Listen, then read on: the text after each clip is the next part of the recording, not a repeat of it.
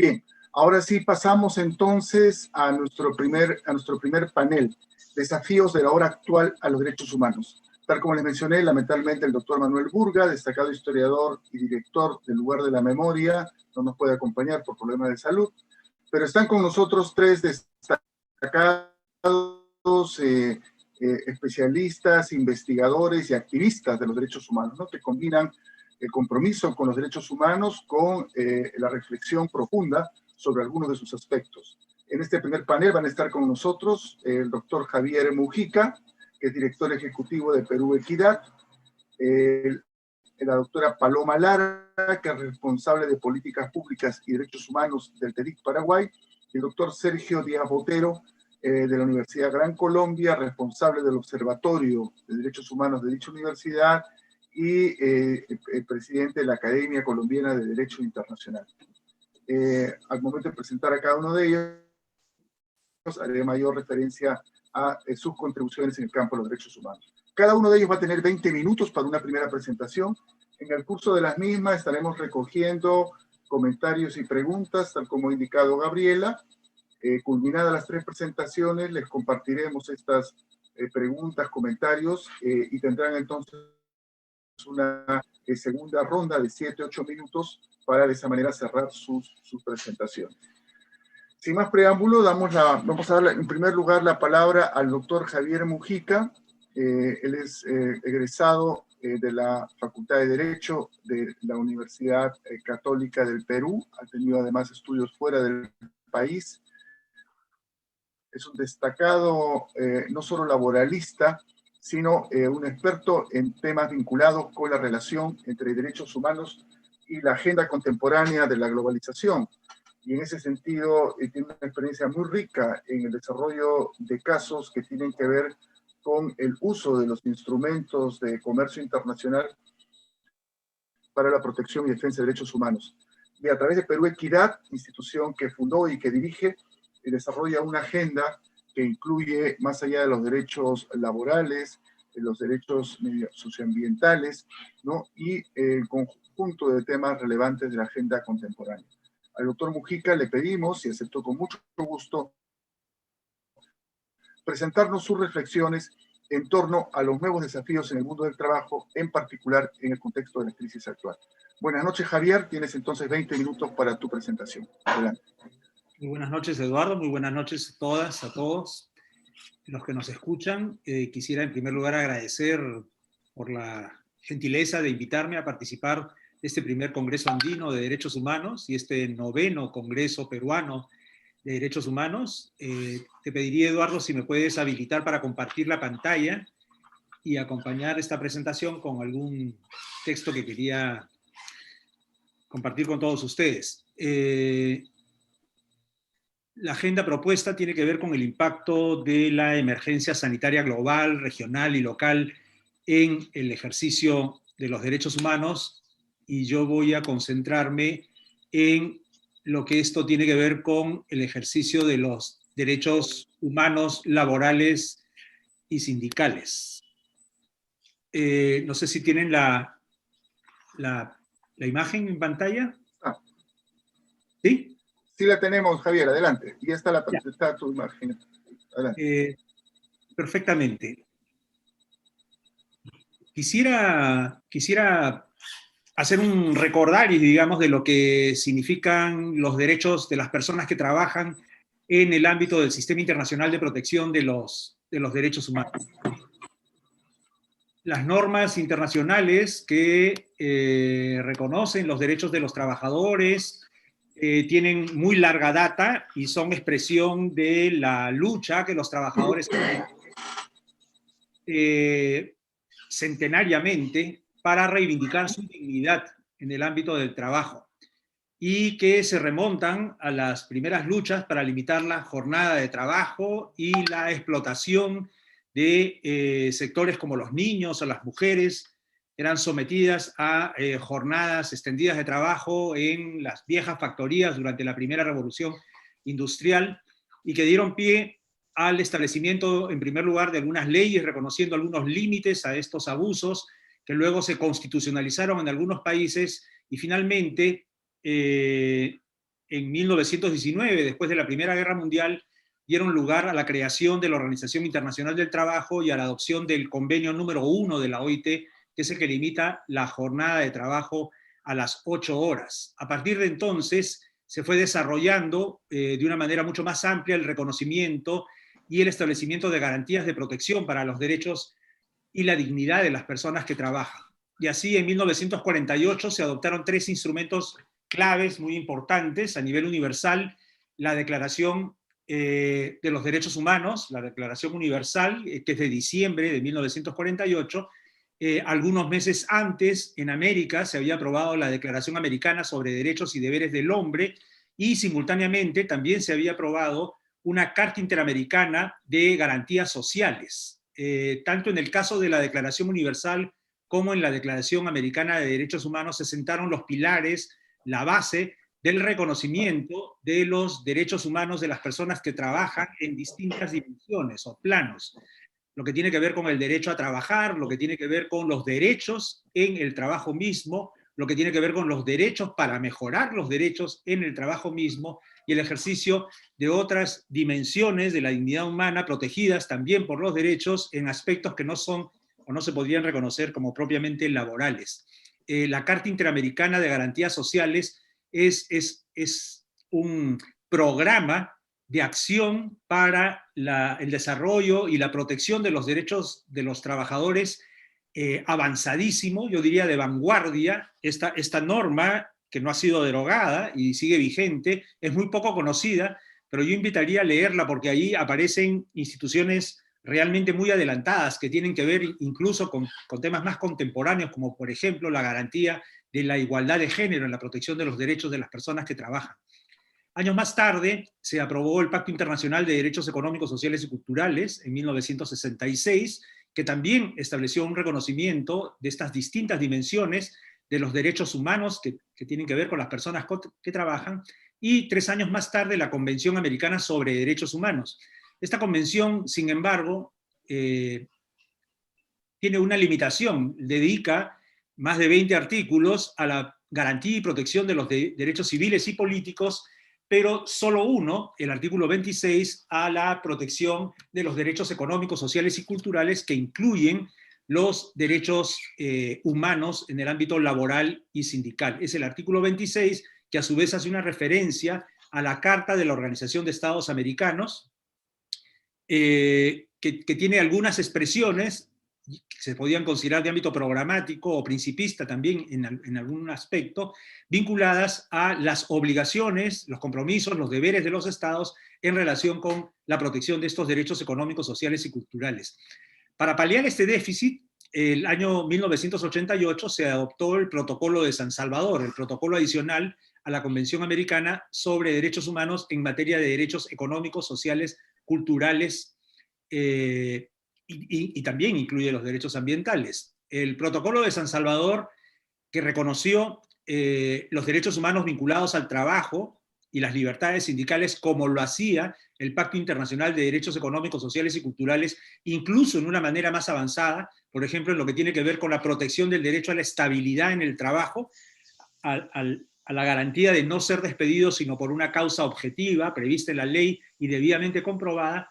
Sin embargo, tuvo la limitación de que solo permitía la justiciabilidad de 2 de los derechos contenidos en este protocolo, que eran el derecho a la educación y la libertad sindical, además un aspecto de la libertad sindical, lo que limitó mucho, durante mucho tiempo, la concepción de lo que significaba la justiciabilidad de estos derechos en el sistema interamericano de protección de los derechos humanos.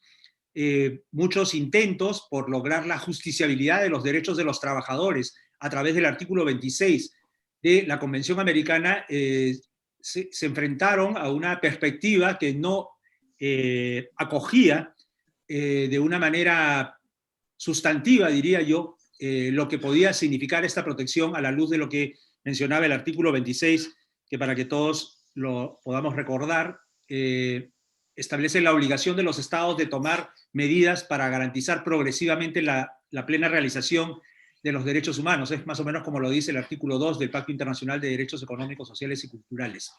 Estas limitaciones se han ido salvando en el tiempo y voy a hacer alguna mención seguramente más tarde sobre el particular. El marco normativo de protección de los derechos humanos de las personas que trabajan se complementa también con los convenios de la OIT. Hay 190 convenios aprobados a lo largo de los 100 años de historia de esta organización tripartita internacional.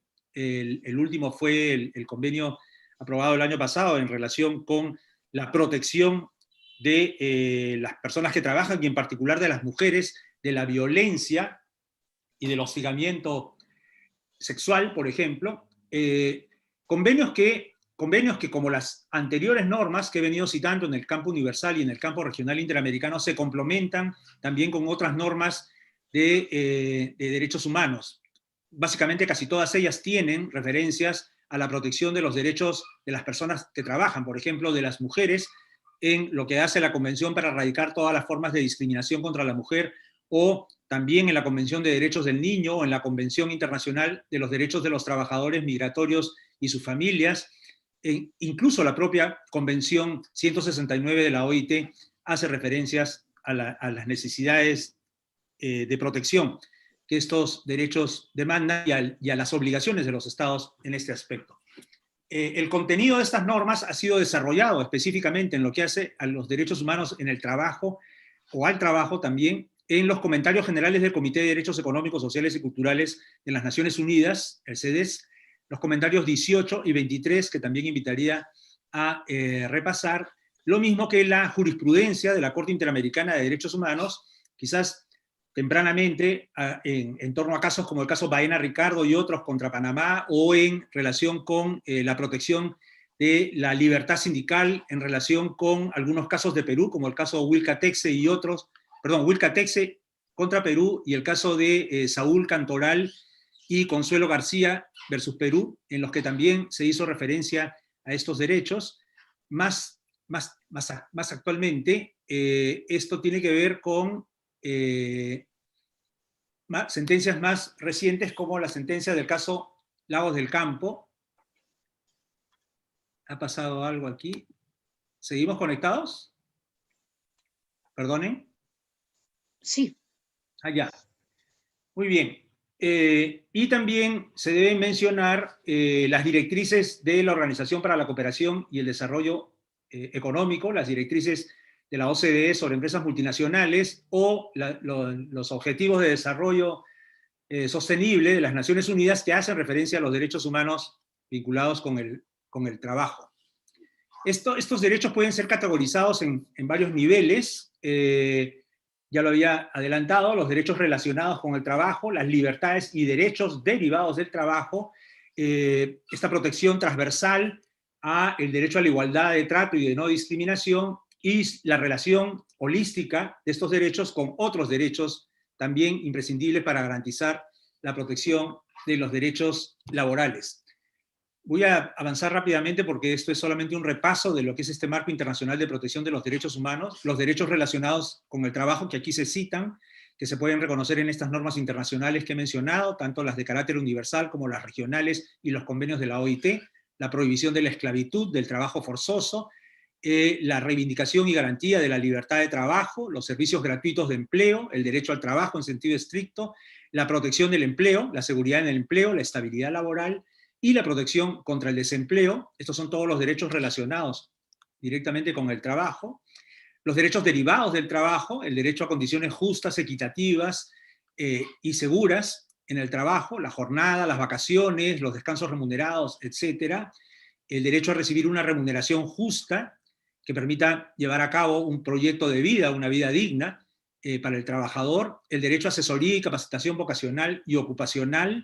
El ascenso en la línea de carrera es parte del contenido del derecho humano al trabajo, la protección de las mujeres, de los menores, de los adolescentes que trabajan, y por supuesto también la relación entre estos derechos y el derecho a la seguridad social. Para ejercer todos estos derechos debemos al mismo tiempo garantizar los demás derechos que son reconocidos a las personas en otras dimensiones: el derecho a la vida, a la libertad, a la seguridad personal, la proscripción de la tortura, de los tratos crueles, inhumanos, degradantes, la libertad de arresto, contra las detenciones arbitrarias o los exilios, el derecho al debido proceso y la tutela judicial efectiva, el derecho de asociación, a la nacionalidad, a la participación en la vida política del país, las libertades de opinión, expresión, información, derechos todos sin los cuales es imposible hablar de una verdadera garantía de los derechos humanos en el trabajo, en el campo individual y en el campo colectivo. Y esto nos vincula con la garantía del derecho de asociación en su expresión laboral, del derecho de sindicalización y el derecho a la negociación colectiva, el derecho de organización sindical para procurar mejoras en las condiciones de vida y de empleo de los trabajadores, libres de interferencia por parte de los estados, libres de interferencia por parte de los empleadores y con las garantías suficientes para poder concretar estos objetivos, que como decía, es esencialmente lograr la mejora de las condiciones de vida de las personas que trabajan. Si nosotros miramos este universo de normas, incluso de la jurisprudencia que se ha adelantado en relación con los derechos humanos laborales, uno podría concluir seguramente que estos derechos pudieran materializarse en la realidad, en la vida cotidiana de la gente, pero eso no ha sido así, infortunadamente, en la historia de los trabajadores de nuestro continente y de nuestros países, y del Perú en particular, a lo largo de los últimos años. Y esto se ha agudizado con la situación de la pandemia generada por el COVID-19. Y la afirmación de que Perú es una zona de desastre es una afirmación que podemos aplicar tanto a la realidad actual como a la realidad precedente. Quiero decir que el desastre en el ejercicio de los derechos humanos de las personas que trabajan no es un desastre solo coyuntural y actual, sino que es un desastre que viene de atrás, que es un desastre que afecta de una manera desigual a los distintos componentes de nuestra sociedad y que tiene que ser encarado desde una perspectiva que busque no solo remediar los impactos, amenazas y agravios que a los derechos humanos ha significado esta epidemia, esta emergencia sanitaria, sino especialmente revertir y superar la situación de desprotección y de lesión del ejercicio de estos derechos que venía de antes. ¿A qué me refiero cuando hablo de antes? Me refiero a las reformas laborales que se aplicaron en América Latina y en el Perú en particular, especialmente a partir de los años 90. Yo diría que estas reformas fueron adelantadas, en cierto modo, ya antes, incluso desde mediados de los 70 y con alguna intensidad en los 80, pero en los 90 ya fue el cierre del círculo y la edificación de una nueva arquitectura relacionada con los derechos laborales, que es una arquitectura esencialmente de desprotección de estos derechos.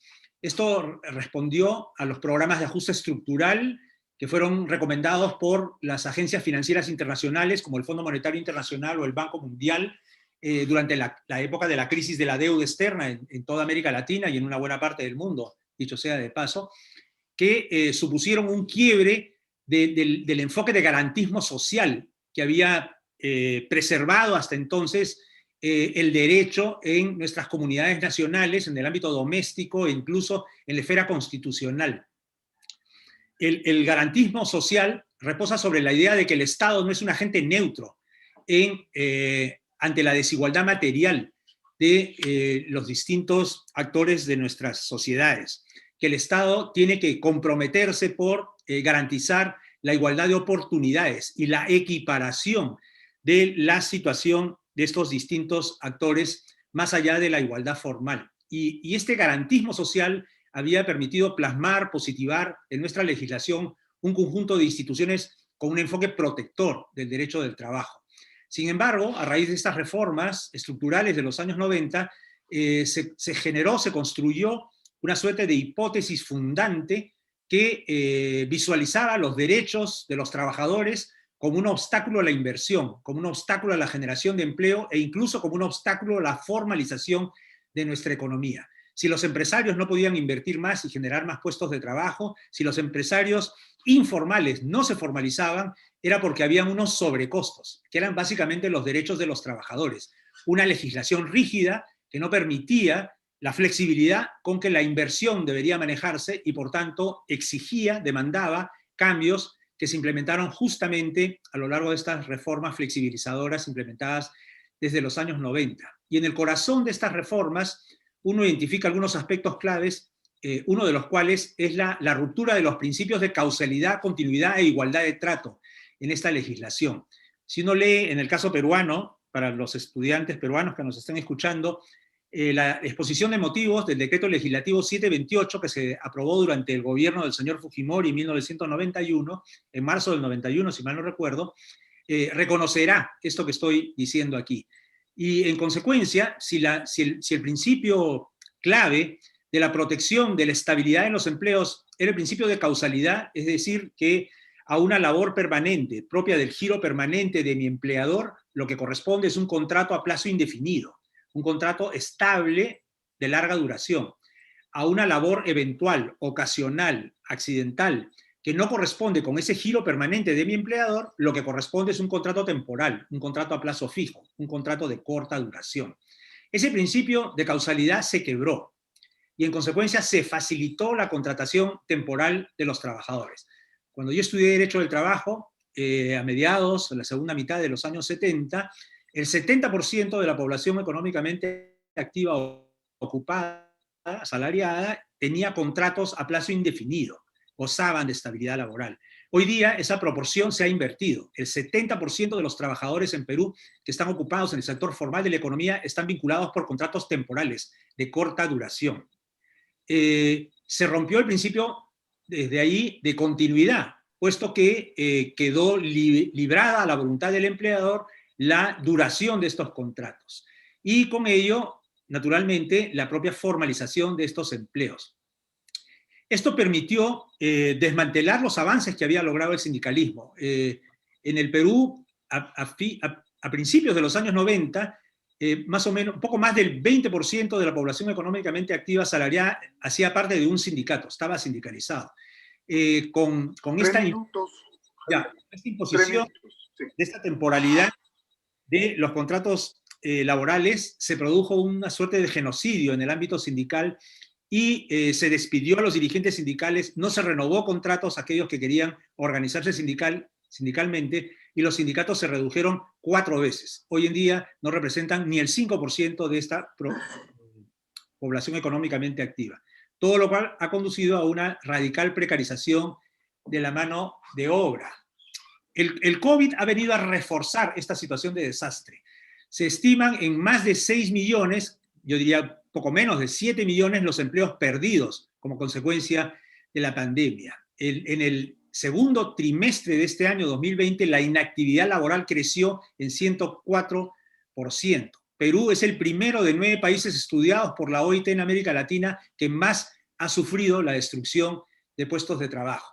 Esto contrasta con la situación de las empresas. Las políticas públicas han otorgado a las empresas enormes cantidades de recursos para mantener la cadena de pago y han subsidiado en muchas ocasiones las planillas, el 35% de las planillas para aquellas empresas donde los trabajadores ganaran menos de 2.400 soles, se ha postergado el pago de impuestos, se ha postergado el pago de la compensación por tiempo de servicios y se les ha otorgado la suspensión perfecta de labores que permite suspender la obligación de pagar la remuneración de los trabajadores durante el periodo que se solicite, que puede ser de hasta 90 días. Sin embargo, en esta situación de emergencia se ha permitido la renovación de estos acuerdos de suspensión perfecta de labores sucesivamente y se proyecta que así sucederá hasta el 6 de enero del año entrante. No voy a extenderme más sobre esto, voy a compartir esta presentación, pero sí quiero destacar que mientras muchísimas empresas, y especialmente grandes empresas, han recibido miles de millones, casi 4.000 millones de soles de este programa Reactiva Perú para mantener la cadena de pago, es decir, a sus proveedores y trabajadores, al mismo tiempo han afectado a más de 300.000 trabajadores con la suspensión perfecta de labores, dejándolos sin ingresos. Esto ha significado que los avances en la reducción de la pobreza en el país se hayan visto tremendamente conmovidos y que muchos peruanos que lograron salir de la pobreza gracias a una ocupación, aunque fuera precaria, hoy día han vuelto a esa condición. Solo en Lima metropolitana más de 1 millón de personas están sin empleo como consecuencia de la recesión económica generada por el COVID-19. Frente a esto, los trabajadores plantean la necesidad de recuperar la noción de trabajo decente, un empleo en el que se garantice el ejercicio de los derechos humanos, protección social y esa relación que tienen estos derechos laborales con la seguridad social y diálogo social, es decir, que esto se haga a partir de acuerdos entre empleadores y trabajadores. Lo está demandando la Organización para la Cooperación y el Desarrollo Económico a Perú en un informe que se publicó en marzo de este año sobre la conducta empresarial responsable, en la cual se diagnosticaron cuáles son los principales problemas que presenta nuestro escenario laboral y que son algunos de los que yo he adelantado ya en esta exposición, y el movimiento sindical también lo ha venido planteando en las conversaciones que se venían sosteniendo con el anterior gabinete antes de esta vacancia presidencial.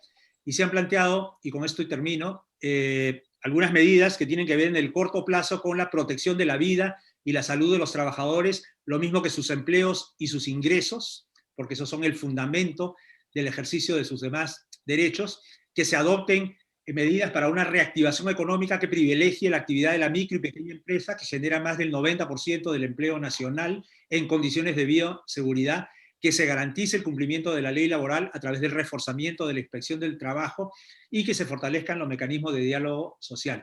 Y en el mediano plazo, que se adopte una ley general del trabajo. Perú es uno de los 4 países de América que no cuenta con un código de trabajo, lo que hay es un archipiélago de legislación excepcional que establece siempre menores derechos para los trabajadores, y eso tiene que ser revertido a través de una codificación de toda esta legislación.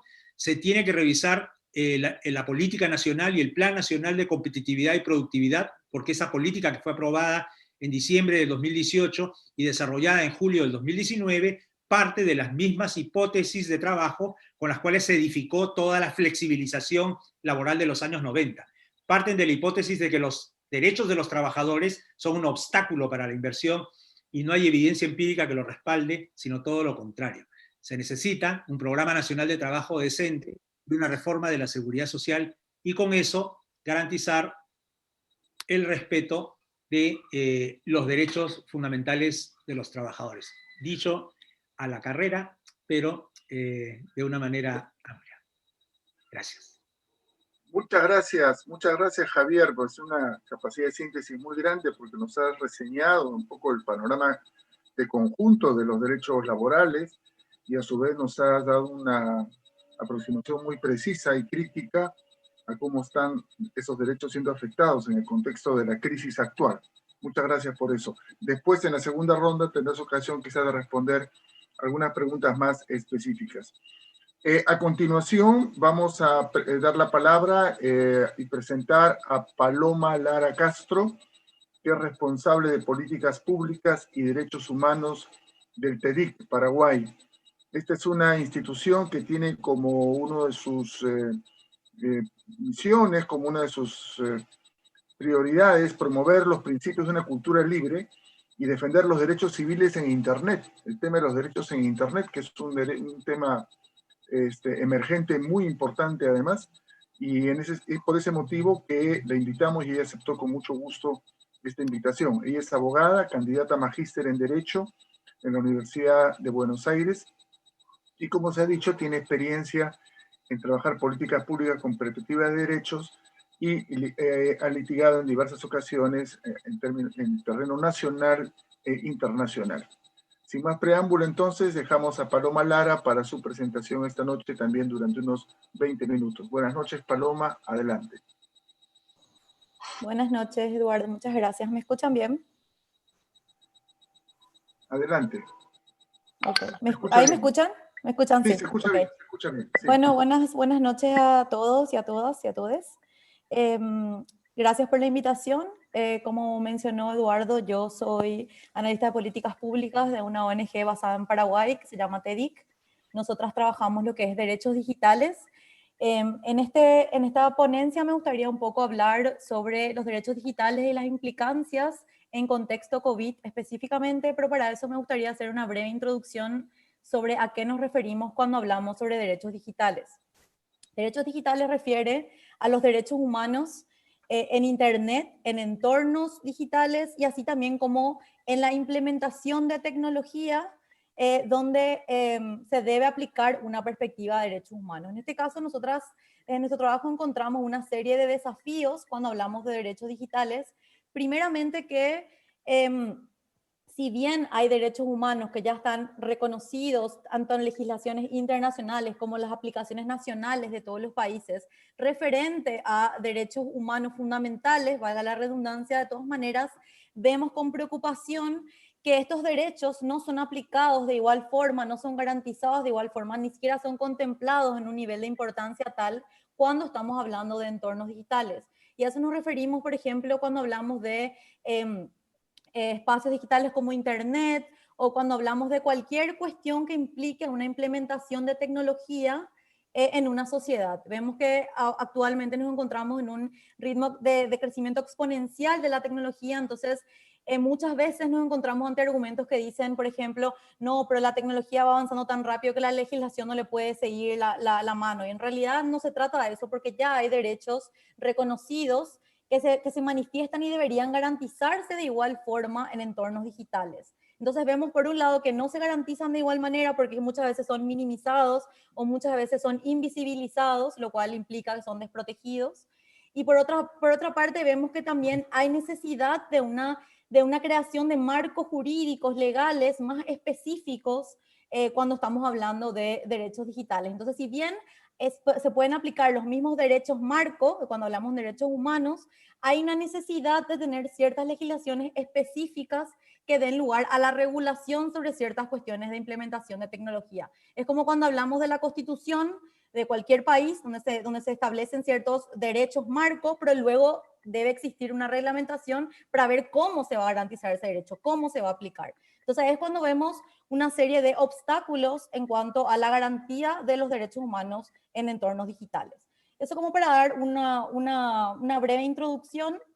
En ese sentido también remarcar que generalmente se habla de que los derechos más afectados cuando hablamos de entornos digitales son los derechos a la privacidad, los derechos a la libertad de expresión, que son de hecho derechos conexos, porque necesitan uno para funcionar el otro. O sea, si no tenemos garantizado el derecho a la privacidad o el derecho a la intimidad, como otras legislaciones lo reconocen con ese nombre, tampoco podemos garantizar el derecho a la libertad de expresión. A su vez, eso implica garantizar derecho a la libertad de asociación, a la libertad de manifestación y otros derechos que devienen de estos mencionados. Entonces, eso como para dar un marco de cuáles derechos en general se ven más afectados. Asimismo, se ven también varios derechos que tienen que ver con la desigualdad de género, porque también vemos que todas las problemáticas sociales que existen en el mundo fuera de línea o en el mundo offline se trasladan de igual manera al mundo online. Y eso porque eso se remonta ya al mismo inicio de la creación de Internet, donde la producción o la creación de esto otra vez estaba en manos de personas que ostentan los mismos poderes hegemónicos fuera de línea, como ser hombres, cis, heterosexuales, blancos, de pertenecientes a clases media altas. Entonces, que es lo mismo que ocurre en problemáticas de desigualdad de género y sociales también en el mundo offline. Entonces, trasladan de igual manera en el mundo online y deben ser tratadas de la misma manera, pero sí con un enfoque de políticas públicas direccionado, entendiendo que esto necesita un análisis integral para ser abordado. Entonces, en ese sentido, me gustaría pasar un poco a esto de la cuestión del COVID, donde vemos que la mayoría de los estados viene ya adquiriendo tecnología, implementando tecnología, generalmente con fines de vigilancia. Eso se ve cuando hacemos un recorrido histórico, se ve, por ejemplo, se puede identificar muy fácilmente cuando hablamos de regímenes dictatoriales, por ejemplo, como ocurrió en Paraguay, donde la dictadura de Alfredo Stroessner se basó muchísimo en cuestiones de aplicación de estrategia de vigilancia para poder mantener el status quo. Esto se ve muy bien cuando analizamos, por ejemplo, los archivos del terror, donde también está el Plan Cóndor, que era una cuestión de vigilancia ya regional. Entonces, vemos que hay una lógica estatal de vigilancia, de control ciudadano para mantener un status quo que en muchos países, por ejemplo el de Paraguay, de referencia siempre a Paraguay porque bueno, el trabajo donde hacemos es localizado, perdón. Entonces también vemos que se utilizó mucho a la vigilancia como lógica estatal, como lógica de llevar a cabo un Estado no democrático, un Estado que mantuvo todo el tiempo un estado de excepción. Entonces ahí me gustaría hacer esa unión entre lo que estamos viviendo ahora, porque lo que ocurrió fue que se estableció un estado de excepción que lo que implicó es básicamente un estado de emergencia, paralelo a lo que vemos en este sentido, donde se permite bajo una legislación poner ciertos derechos en pausa para poder lograr ciertos fines propuestos previo a la implementación, en el caso de la dictadura de estado de excepción y en este caso leyes de emergencia. Hago esta comparación porque las similitudes que existen son justamente el permiso del Estado a poner en pausa ciertos derechos, los discursos que plantean en decir, en presentar falsas dicotomías, como por ejemplo que hay que elegir entre el derecho a la privacidad o el derecho a la seguridad, o en este caso el derecho a la privacidad o el derecho a la salud, que en realidad no es tal, o sea, no hay que sacrificar un derecho para obtener otro. Entonces, vemos que esta práctica, esta lógica estatal, es algo que se mantuvo a través de los años como una estrategia de gobierno, como una estrategia de Estado, y que luego fue, una vez que se pasó a la democracia, se ve no solamente en Paraguay, sino en otros estados de la región, cómo se empezó a implementar la tecnología con fines de vigilancia. Esto digo porque quiero remarcar muy bien que la tecnología no crea la vigilancia, no es que porque surge la tecnología, ahí surge la idea de una vigilancia y la posibilidad de una vigilancia, sino que eso se remite más bien a una matriz estructural de gobierno, de Estado, que luego utiliza la tecnología para esos fines ya previamente fijados. Entonces, vemos que previo a la pandemia se adquiría tecnología con fines de vigilancia, se aplicaba para obtener datos de los ciudadanos, para mantener un control riguroso sobre el comportamiento de los ciudadanos, sobre las relaciones interpersonales de los ciudadanos. Y luego, cuando viene la pandemia, surge la declaración de ley de emergencia, como ocurrió en la mayoría de los países, y ahí entonces vemos la similitud en decir, bueno, durante la declaración de esta ley de emergencia, lo que sucedió es que se puso en pausa ciertos derechos con fines, con discursos de un supuesto bienestar superior de la población por una cuestión de salud, implementando una cuestión de tecnología bajo un discurso tecnosolucionista. ¿Qué implica esto? Es decir, que se va a implementar tecnología como una suerte de poción mágica que pretende resolver problemas que en realidad son estructurales. Entonces, cuando hablamos de esta cuestión de contexto de pandemia, que creo que se puede ver bastante bien en la región, que esta pandemia dio lugar a ver o a poder tener una cuestión más clara sobre la falta de institucionalidad de la mayoría de los estados de la región, así como la falta de institución en política pública de salud específicamente y de otras cuestiones ya que hacen más a una cuestión estructural del Estado.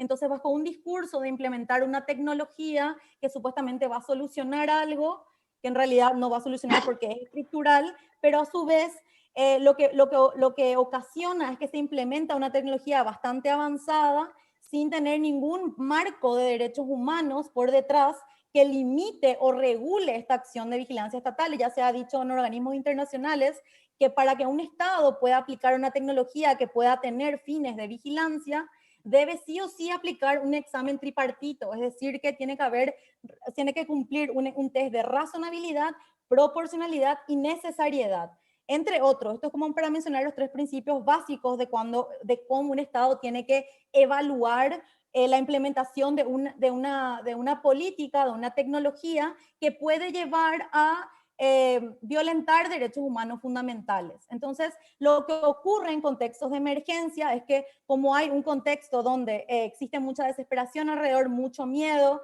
entonces se implementa una cuestión bajo un discurso tecnosolucionista sin hacer un examen tripartito de cómo eso puede afectar a los derechos humanos.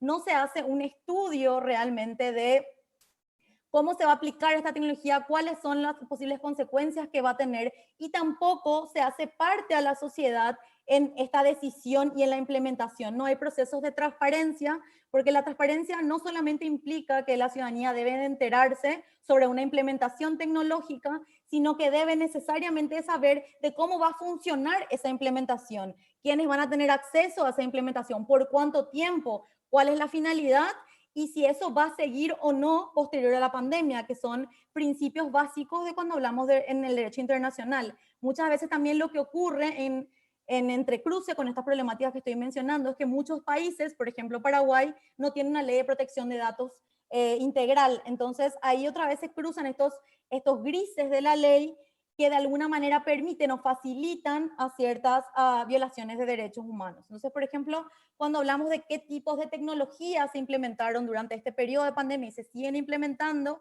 podemos ver, por ejemplo, la recopilación de datos, de base de datos, recopilación de datos para formular una base de datos, perdón, que tiene a su vez datos de categoría sensible, que según lo que determina la legislación internacional, la jurisprudencia y la doctrina, es que los datos sensibles de las personas necesitan de una mayor protección justamente por su carácter sensible. ¿Y eso por qué? Porque puede tener ciertas consecuencias mucho más graves en la persona de divulgarse ese dato sensible. En este caso hablamos de datos de salud, que son por su naturaleza datos sensibles. Entonces, mucho lo que está ocurriendo en la región es la recopilación de esta información sin ningún marco de protección de derechos humanos, también sin ninguna forma de transparencia para la ciudadanía, para poder conocer sobre qué se hacen sus datos y entonces para poder hacer frente a eso mediante reclamos o pidiendo que se cese eso.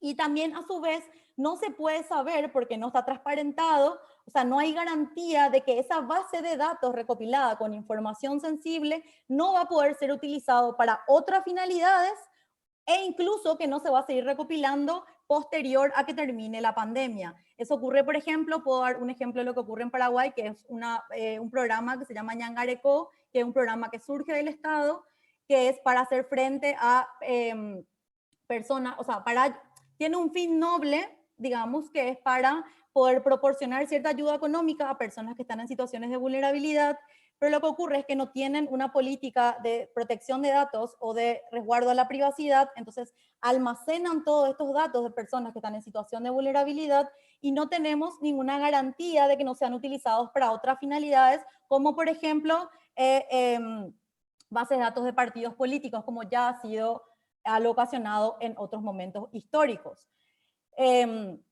Por otro lado, también tenemos un ejemplo que también ocurrió en Perú, que vi que los compañeros de Hiperderecho, que también trabajan derechos digitales en Perú, estuvieron justamente manifestando sus preocupaciones respecto a la aplicación Perú en tus manos, que también tiene que ver con traqueo, o sea, utilización de georreferencia o geolocalización, que también ha ocurrido en otros países de la región y que a su vez se ha demostrado que no ha causado mayor incidencia positiva en el combate ante este virus, porque en realidad no es que se traquea al virus, no es que se sigue al virus, sino que se sigue a las personas. Entonces, vemos que hay varios ejemplos de implementación de tecnología que se han incrementado en este contexto y que el hecho de haber una ley de emergencia facilita a las situaciones, ok, ya termino, a las zonas grises de las legislaciones que entonces pueden generar que ahora mismo se violen derechos humanos fundamentales ya con esta implementación y que sobre todo esto dé lugar a que esto continúe posterior a la pandemia. Entonces creo que para ir un poco cerrando esto, me gustaría también cerrar con unas palabras que... Tiene 5 minutos todavía.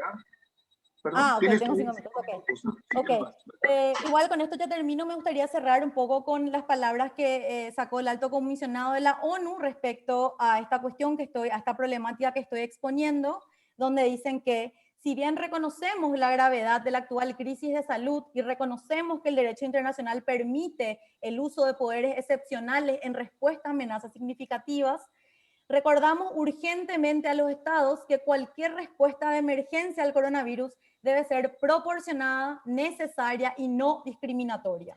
Porque a su vez hay que tener en cuenta también que esta recopilación de información, tanto sensible en caso de datos de salud, como recopilación de la circulación en caso de traqueo, como otros tipos de implementación, también han dado lugar a identificar a grupos generalmente disidentes con políticas de Estado, o a identificar grupos que históricamente han sido discriminados o marginizados en distintas sociedades, y que la vigilancia realmente incrementa su situación de vulnerabilidad porque también a su vez restringe las posibilidades libres de poder manifestar su libertad de expresión de disidencia. Entonces, estas cuestiones no deben ser tomadas a la ligera y son cuestiones que ante cada implementación de tecnología siempre tenemos que ser críticos, críticas y críticas, es decir, cómo va a afectar esto a nuestros derechos humanos. Se están cumpliendo los principios de derechos humanos tanto internacionales como nacionales aplicados a legislaciones locales y si puede o no trascender esto a la pandemia. Entonces, son cuestiones que hay que tener en cuenta y que siempre incitamos o incentivamos a que la sociedad sea crítica con toda cuestión que sea tecnosolucionista. Bueno, y con eso me gustaría terminar. Muchas gracias por el espacio. Y nada, estoy acá para cualquier pregunta que pueda surgir. Gracias. Muchas gracias, Paloma. Es un tema realmente apasionante por lo novedoso y preocupante, ¿no? Por lo invasivo que es todo esto que tú nos has mencionado. Seguramente van a haber varias preguntas y comentarios para una segunda intervención tuya. Les recuerdo a las personas que están siguiendo estas conferencias, tanto los que estamos acá en la sala Zoom como las personas que están siguiéndolo por el YouTube, que tienen la posibilidad de hacer llegar sus preguntas, en ambos casos a través del chat que forma parte de la plataforma respectiva. Esperamos recibir esas preguntas para que luego podamos formulársela a nuestros panelistas para su segunda intervención. Pasamos ahora entonces a la tercera presentación de esta noche, que está a cargo del doctor Sergio Esteban Díaz Botero, que es abogado y profesor de la Universidad de Gran Colombia, con estudios de alta intensidad en Derechos Humanos en la Universidad de San Martín de Porres, aquí en nuestro país, políticas públicas en economía y sociedad de la Universidad Autónoma de Zacatecas, y que ha participado en numerosos foros y eventos internacionales. Es responsable del Observatorio de Derechos Humanos de su universidad y a su vez presidente, como se ha dicho, de la Academia Colombiana de Derecho Internacional. Reitero simplemente al presentarnos nuestro reconocimiento y agradecimiento a Sergio por el enorme esfuerzo que ha hecho para garantizar que este evento se concretice, y creo que con este evento estamos iniciando una segunda etapa de esos congresos que a partir de la fecha ya no son solo congresos nacionales, sino son también congresos andinos, tal como se ha mencionado en el propio título, ¿no? Sergio nos va a presentar una ponencia más en torno al tema de los discursos de los derechos humanos desde el estatalismo y el soberanismo, ritualismo y el nuevo Homo sapiens. Adelante, Sergio, tienes la palabra por 20 minutos. Adelante. Muchas gracias, estimado Eduardo. Por favor, ¿me podrían habilitar la opción para poder compartir? Bueno, mientras tanto, mientras la habilitan, les voy comentando más o menos en qué consiste. No sé si me escuchen bien. Creo que hasta el momento me escuchan bien. Sí. Listo. Entonces, bueno, básicamente esto consiste desde lo que se consideran los estudios críticos del derecho internacional, ¿no?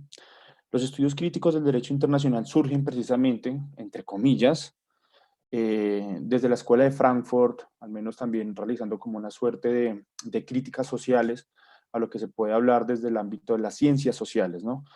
Pero más allá de todo esto, lo que se busca es tratar de dirimir una crítica y dejar preguntas al aire, porque eso es realmente lo que yo busco con todas mis intervenciones, mis conferencias, mis ponencias, mis clases, incluso con mis estudiantes, que precisamente vayan desde otras perspectivas, perspectivas decoloniales, perspectivas feministas, perspectivas animalistas, perspectivas que incluso tengan un ánimo que vaya en contra de lo que ha estado previamente establecido, como puede ser de pronto lo que se conoce desde el mainstream o desde el mainstream, que es básicamente lo tradicional, ¿no?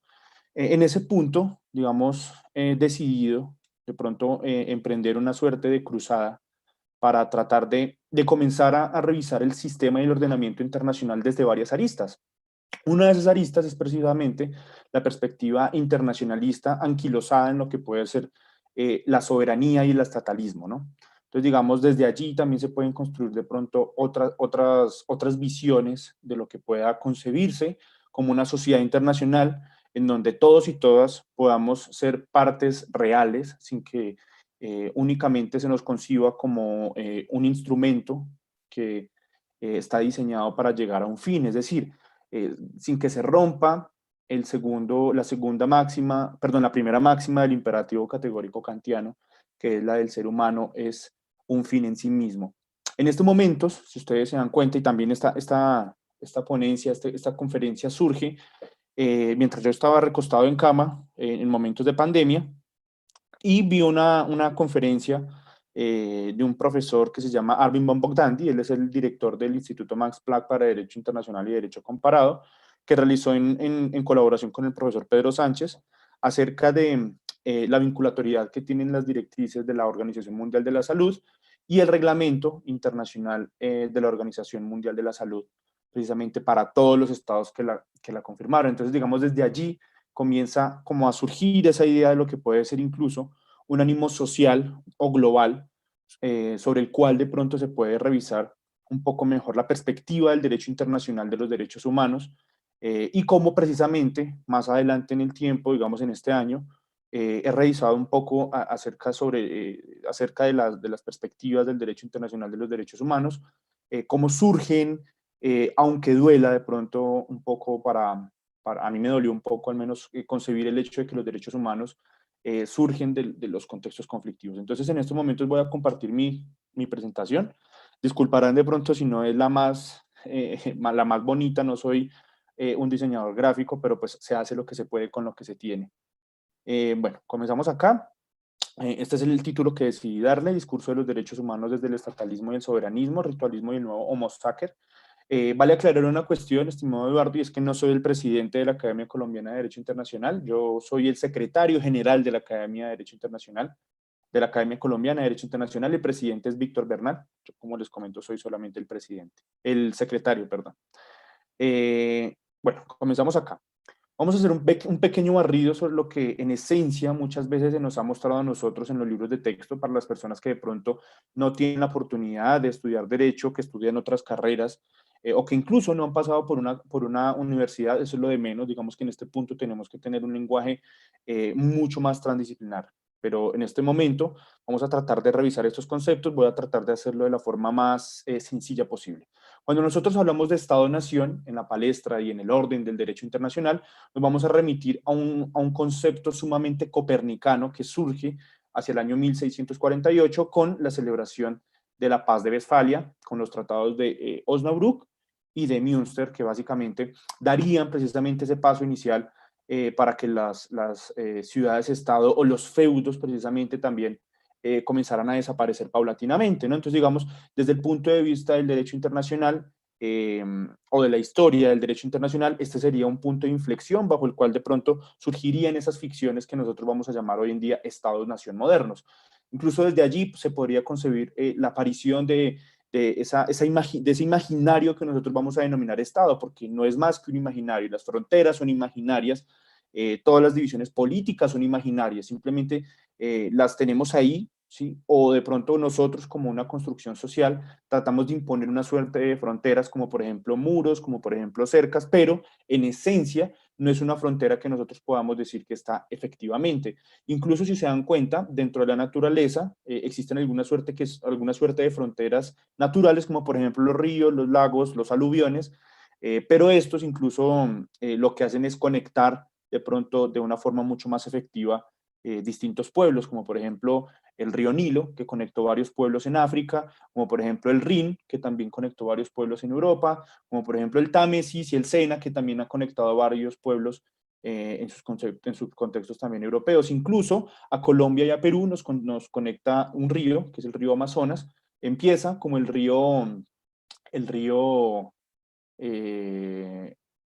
Mantaro, si mal no me falla la memoria. El río Mantaro inicia su trayectoria en todo lo que es el valle del Braén, bueno, hacia allá, hacia la región de Mantaro, y precisamente comienza a desembocarse como el Amazonas. Entonces, digamos, estas fronteras, digamos, más que construcciones efectivas o físicas, se convierten en una suerte de oportunidades para poder llegar a construir una sociedad más global. En este punto, cuando nosotros ya sabemos que existe un Estado-nación con una concepción copernicana, tenemos estas tres características que están acá.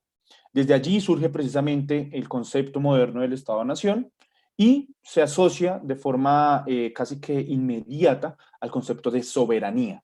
Cuando surge el Estado-nación, surge la soberanía, pero entonces en ese orden de ideas nosotros vamos a contemplar la soberanía o vamos a tratar de conceptualizar esa soberanía. La soberanía se entiende desde varios contextos, al menos el profesor Robledo e incluso una connacional de ustedes, la profesora Elizabeth Salmón, en algunos de sus textos, tiene estas dos formas de ver la soberanía, el iubio ergo sum, que desde el latín significa mando, luego soy, y el segundo, el ius excludendi alius, que básicamente dice mandando excluyo a los demás, ¿no? Digamos, desde este punto, desde esta segunda arista que nosotros vemos acá contemplada, lo vamos a revisar un poco más adelante. En tercer lugar, nosotros vamos a revisar el fallo arbitral de la isla de Palmas. Básicamente este fallo arbitral se llama también el caso de Estados Unidos contra Países Bajos del año 1929, y desde allí, digamos, se va a comenzar a contemplar el hecho de lo que significa precisamente un espacio territorial, ¿sí? Con ese imaginario que nosotros vamos a tratar de denominar específicamente el Estado-Nación, mediante esa relación indisociable que es la soberanía. Si no existiese esa asociación, pues básicamente nosotros no contemplaríamos el hecho de que estamos viviendo bajo una serie de fronteras que incluso dentro del principio del ius excludendi alius y el principio del iubio ergo sum, nos manden a nosotros. Incluso si ustedes se dan cuenta, actualmente Perú, con todas las problemáticas sociales y políticas que existen hoy en día, y Colombia también, se encuentran precisamente sometidos, al menos la población colombiana y la población peruana se encuentran sometidos al Estado bajo el principio del iubio ergo sum y la capacidad que tiene el mismo Estado, tanto colombiano como peruano, para excluir terceros estados de la propia discusión de sus derechos de forma interna. Digamos que eso también es sumamente importante para nosotros comenzar a revisar de forma crítica la aparición de los derechos humanos y quiénes son los titulares efectivos de los derechos humanos. Porque de eso se trata esta conferencia, de criticar cómo surgen, para qué surgen y por qué surgen los derechos humanos. Yo en estos momentos no quiero definir qué son los derechos humanos, sino cuáles son los discursos de los derechos humanos, digamos desde una perspectiva un poco más contrahegemónica, hablando también de la pluralidad, de lo que construye precisamente el choque de varias civilizaciones. ¿Qué es la soberanía territorial? Un concepto completamente interesante para poder definir lo que actualmente y desde la hegemonía se nos ha explicado al menos desde el concepto de lo que nosotros como asociados a un Estado debemos entender. La soberanía en las relaciones interestatales equivale a la independencia. La independencia respecto a una parte del globo terrestre que nosotros vamos a llamar país, que nosotros vamos a llamar Estado, que nosotros vamos a llamar frontera, y lo que está subrayado en verde es supremamente interesante. Esa soberanía es el derecho a ejercer en dicho lugar las funciones estatales con exclusión, ojo, con exclusión de cualquier otro Estado. Entonces, digamos, allí se ven contemplados esos dos principios que habíamos visto hace poco, que es el ius excludendi alius y el iubio ergo sum, ¿no? Bajo esas dos perspectivas es que el juez Max Hover, en el caso Miangas, de pronto dirime esta situación, al menos desde el punto de vista territorial, respecto de la soberanía. Cabe resaltar, y como de pronto ya en algunos espacios de sus clases, para las personas que estudian Derecho y para las que no, se reconoce precisamente como el derecho propio que tienen los pueblos para permanecer en un estado o en determinado territorio. Vemos que ese principio también se contempló, al menos en sus orígenes, con el Congreso de Angosturas. Ese principio se conoce como el principio de se me olvidó el nombre, se los debo ahorita, un latinajo un poco complejo, que es el uso efectivo del derecho en ese territorio, ¿no? Es bueno, mis estudiantes de Derecho Internacional se los digo a toda hora, discúlpenme, de pronto estoy un poco perdido en ese concepto, pero ya en un momento se los regalo. Entonces, digamos, desde ese punto también, digamos, existe esas otras perspectivas de lo que pueda ser también contemplado como la soberanía, pero hasta acá me gustaría hacer esa crítica, al menos también relativa, hacia el hecho de que el derecho internacional antaño se concibió desde la vista y desde el ente europeo. Es decir, el derecho universal para los derechos humanos o el sistema universal para los derechos humanos hasta el año 1928, cuando se emite el caso Miangas, precisamente es un derecho europeo. Es un derecho que nace en Europa y sobre el cual los demás estados quieren replicar, al menos estados concebidos desde 1648 con la paz de Westfalia. Entonces, digamos, desde allí también nosotros podríamos revisar una crítica desde lo que puede ser incluso las potencias hegemónicas y su concepción de lo que puede ser la visión de incluso de ser humano, de lo que es la religión acorde, cuestión que nos va a llevar incluso a determinar uno de los 3 lenguajes que vamos a utilizar para esta conferencia. También debemos hablar de la personería jurídica internacional y la aparición de la persona humana, al menos en el plano internacional. Existen varias etapas, al menos bajo las cuales se han concebido precisamente esa aparición del derecho internacional o de la personería jurídica internacional en el derecho internacional de los derechos humanos, al menos desde la persona humana. La primera etapa es la comprendida desde 1648 hasta 1814. Es una etapa en la cual inicia el soberanismo, comienzan a contemplarse de pronto alianzas estratégicas entre reinados para poder construir este tipo de estados. Comienzan a construirse también algunas potencias de carácter social y militar, como por ejemplo el Imperio Austrohúngaro, el Imperio Ruso y el Imperio Húngaro. Entonces, digamos, desde allí también se comienza a revisar toda esta problemática de carácter soberano, ¿no? Prima la soberanía por encima de cualquier otra cosa y comienza a replantearse mucho la visión de la Edad Media, en donde precisamente era la potencia, en este caso, del Vaticano, la que sometía a los demás pueblos desde un punto de vista no tan intrínseco, sino una fuerza moral superior para poder incluso coronar algunos principados, algunos reyes, que aún se mantendría aún después de esta pugna entre los estados pontificios y los estados no pontificios.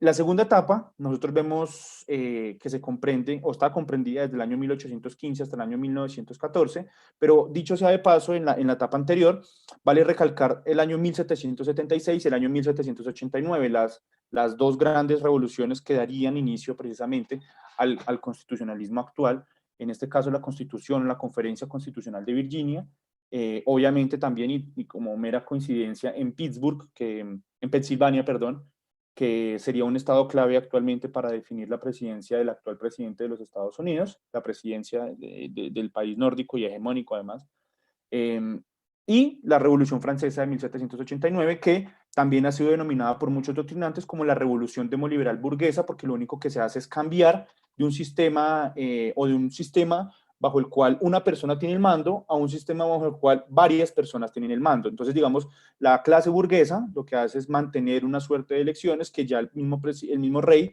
había contemplado de forma indirecta para poder tener una suerte de negociaciones con este tipo de representantes y no con el pueblo en pleno, ¿no? Entonces, digamos, de allí también de pronto autores como Giovanni Sartori comenzarían a realizar una serie de disertaciones sobre lo que en realidad corresponde a la democracia y realmente todas las interpretaciones que surgirían en torno a la misma, al menos desde la concepción del pletos, que vendría a ser el plenum, del oi pleiones, del oi polloi y por último del loclos. En este caso, aquí ya Giovanni Sartori va a hablar también de lo que son las democracias moderadas, en ese contexto de lo que para él sería una democracia que es la democracia de los más, es decir, de las mayorías. Entonces, digamos, aquí también vale la pena armar un poco ese entramado que nos va a llevar precisamente a esos otros discursos. La segunda etapa es la que se comprende desde 1815 a 1914, precisamente como producto del pauperrismo social que se generó. Dime, Eduardo.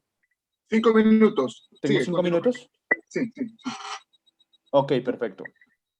Esa etapa que comprende precisamente el pauperismo social, que surge como esa crítica al entramado de lo que es de lo que se llevó precisamente la Revolución Francesa. Entonces aquí ya vamos a hablar precisamente de los tratados de Versalles de 1918, con el Tratado de Versalles, el artículo 227, en donde se habla de la aparición de la persona, de una sola persona, ¿sí?, como responsable de una hecatombe universal. En este caso, el ex emperador Guillermo II de Hohenzollern es emplazado precisamente por tener un delito supremo contra la moral internacional y la santidad de los tratados. Digamos que ya otra etapa sería precisamente los juicios de Nuremberg, en donde se destacan 3 tipos de juicios: los juicios de los jueces y abogados, que devendrían en los 7 principios de Nuremberg, en donde precisamente se va a hablar también de lo que es el principio del debido proceso, sobre lo que es el principio del juez natural. En segundo lugar están los jueces de los médicos y los científicos, de la Schutzstaffel, donde también se establece el código de Nuremberg para médicos, específicamente con la ética médica. Y en tercer lugar están los juicios principales a dirigentes y artífices de la solución final, o los principios de Nuremberg, que establecen precisamente la responsabilidad de mando como un imperativo para todo lo que es el derecho penal internacional. Luego surgen los tribunales ad hoc, en donde también se van a juzgar personas, 2 de ellos que son establecidos por mandato del Consejo de Seguridad de la Organización de las Naciones Unidas, el de Ruanda, el de la ex Yugoslavia.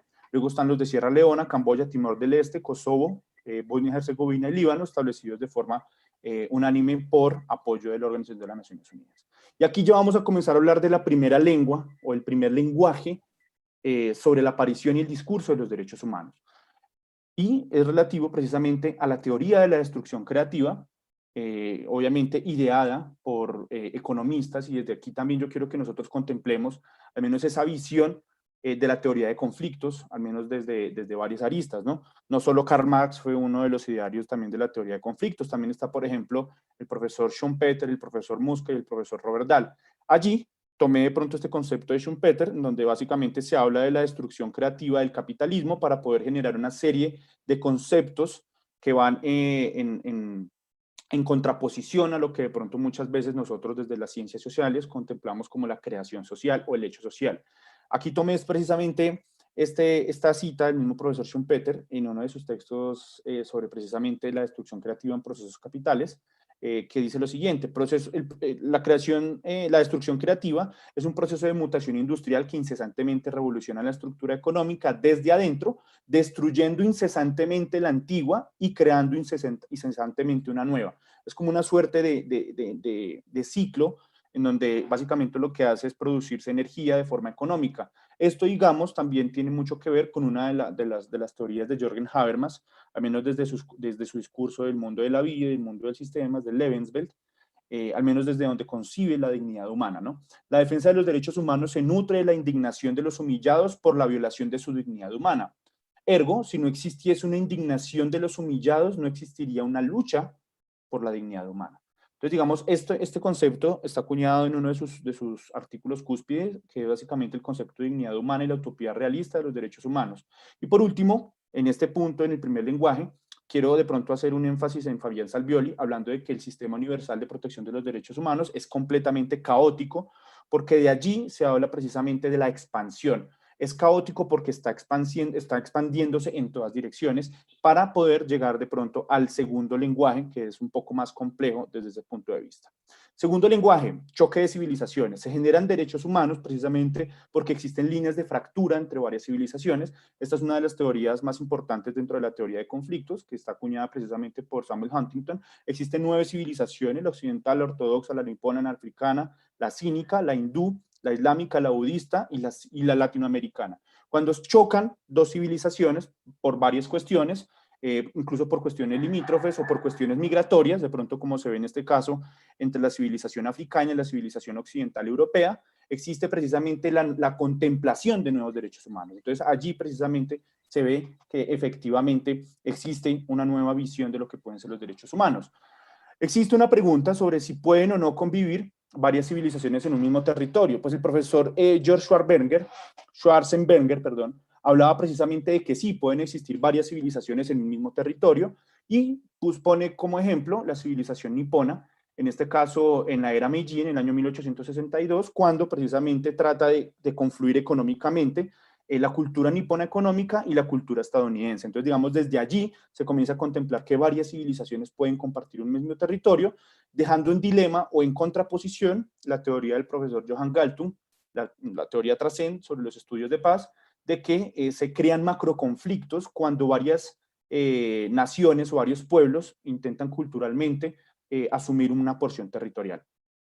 ¿Puede generar una nueva conciencia sobre derechos humanos este choque de civilizaciones? Sí, si ustedes se dan cuenta, puede surgir incluso el derecho a la libertad religiosa en contextos en los cuales no se contemplaba. Si ustedes se dan cuenta, creo que ayer Arabia Saudí comenzó a sacar de su propio código penal, que además está premiado por la Sharia Law, algunas cuestiones como por ejemplo la prohibición del consumo de alcohol. También está, por ejemplo, el hecho de que ya no va a existir la pena para las personas que han hurtado de cortarle las manos. Entonces, digamos, esto también va generando nuevos discursos. Al menos no sabemos si en detrimento de una cultura, de una civilización, pero ahí están. El tercer lenguaje, bueno, hasta acá era una reflexión que quería hacerles, pero me queda muy poco tiempo. El tercer lenguaje es el de la corrosión de la soberanía, y aquí existe una gran cantidad de autores bajo los cuales nosotros podemos revisar. La soberanía en estos momentos lo que está haciendo es acabar con el constructo social, con el tejido social, precisamente anteponiendo los intereses de un Estado a los intereses de la nación en pleno. Digamos que desde este punto de vista aparece en George Shelley hablando del monismo solidario, que se enquista también en los postulados de Leon Dugues, que plantean un solidarismo, de Proudhon y de Mikhail Bakunin, hablando también sobre los postulados colectivistas que incluso darían origen al anarquismo colectivista. Lo mismo están los temas del Ius Publicum Europeum, hablando sobre lo que es el soberanismo, precisamente como esa piedra sacrosanta que nos deja a los estados como los soberanos y únicos titulares de poder hablar de derechos humanos, de poder decir cuáles son los derechos humanos que tenemos nosotros los seres humanos, y que en caso tal de que no reconozcan un tratado de derechos humanos, pues ese derecho humano no existe, que realmente es la crítica a la cual yo quiero llegar en estos momentos. Si un Estado no ratifica un convenio o un tratado, pues deja el compilado social completamente desprovisto para poder hablar en defensa precisamente también de esos derechos humanos. Bueno, de pronto me demoré un poco más. Voy a hacerles extensivas también las diapositivas. Eduardo, creo que se me acabó el tiempo. Aló. En caso, creo que en la segunda intervención puedes culminar tu presentación y seguramente Claro, no te alguna de las preocupes. preguntas que van a formular ahora, ¿no? No, bueno, Claro, agradecer no te preocupes. a Sergio esta visión panorámica que nos ha dado en 20 minutos prácticamente, de una historia muy rica y compleja de este concepto clave, no solo en el derecho, sino en la filosofía política, el concepto de soberanía, ¿no? Y que está íntimamente vinculado con el tema de derechos humanos. Bien, vamos a pasar ahora a la segunda intervención de nuestros panelistas, para lo cual hemos recogido algunas preguntas. Voy a formularlas muy rápidamente. De hecho, además, cada uno de los panelistas seguramente tiene todavía algún tema que no ha podido culminar de su presentación inicial. En relación a la ponencia de Javier Mujica, hay una pregunta que tiene que ver, un tema que es permanente en nuestro país, ¿no? Es el tema de la Constitución y los derechos laborales, ¿no? ¿Cómo ve él el tema laboral en el marco constitucional y el tema del cambio constitucional en ese contexto? Asimismo, de qué manera el COVID-19 pues, ha revertido los avances limitados, por cierto, y precarios, por cierto, en el mundo del trabajo, y qué posibilidades ve él de que esto se pueda recomponer en un plazo corto, ¿no? Y un último asunto que quisiera plantear también, que viene de preguntas, y también añado ahí un poco una preocupación personal, ¿no? Con la pandemia se han instaurado nuevas formas de trabajo que aparentemente escapan a la legislación, ¿no? Este famoso trabajo en domicilio, ¿no? Toda una serie de servicios que se están desarrollando, estos servicios de reparto rápido, etcétera. En fin, hay nuevas formas laborales que están apareciendo, y quisiera una reflexión de él acerca de cómo ve eso al interior de la legislación laboral y las posibilidades que tendríamos o no de revertirlas o de introducir derechos en estas nuevas formas de trabajo que se están generalizando, ¿no? En segundo lugar, para nuestra amiga Papaloma, que nos ha hablado del tema de los derechos en el contexto de esta generalización de Internet, bueno, ahí la pregunta, formulada por algunos de los participantes, la propuesta de considerar el derecho a la conectividad como un derecho fundamental, ¿no? ¿Qué opina ella de esta posibilidad? ¿Cómo la ve? El derecho a la conectividad en cualquiera de sus formas. Y en su presentación ella ha hecho sobre todo alusión a las amenazas que vienen por el lado de los estados, y ciertamente son serias y graves, y se legitiman con el discurso de la emergencia, ¿no? pero quisiera también preguntarle cómo veía las amenazas que vienen del lado de las corporaciones, ¿no? Que curiosamente además no necesitan ninguna emergencia para invadir la privacidad, colonizarla y controlarla, y se han convertido a veces en algunos casos, en algunos aspectos de la vida humana, en factores más poderosos que los estados en términos de control de las personas y de manipulación de sus libertades, ¿no? Eso en relación a lo que nos planteó Paloma.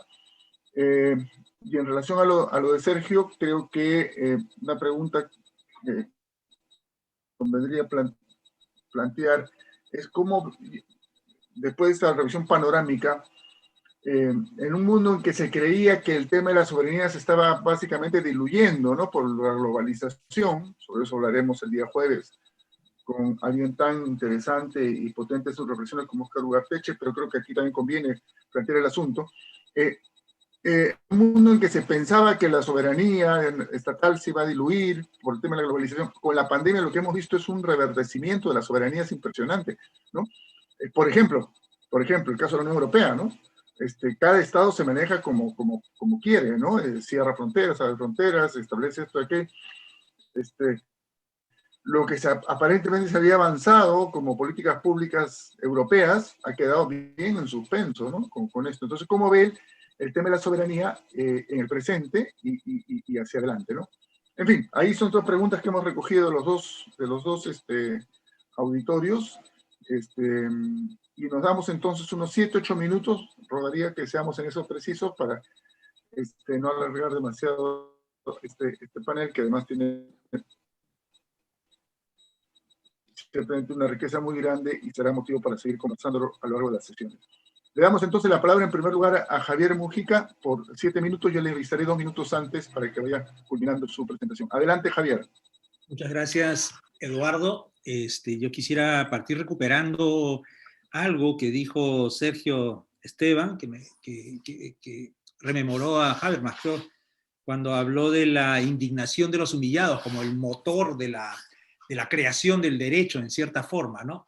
A mí me parece que esta indignación de los humillados ha redefinido la soberanía. Entonces, a mí me cuesta un poco de trabajo ver si estamos hablando de una erosión de la soberanía o de una reconfiguración de la soberanía, porque no solamente la persona aparece en el derecho internacional, por ejemplo, cuando se la juzga por crímenes internacionales, como ocurrió después de la Primera Guerra Mundial y volvió a ocurrir después de la Segunda Guerra Mundial con los juicios de Nuremberg, con los juicios de Tokio, sino que además la persona se posicionó para no dejar de ocupar este espacio cuando adquirió este jus standi para poder reivindicar sus propios derechos a la luz de esta construcción del derecho internacional, ¿no?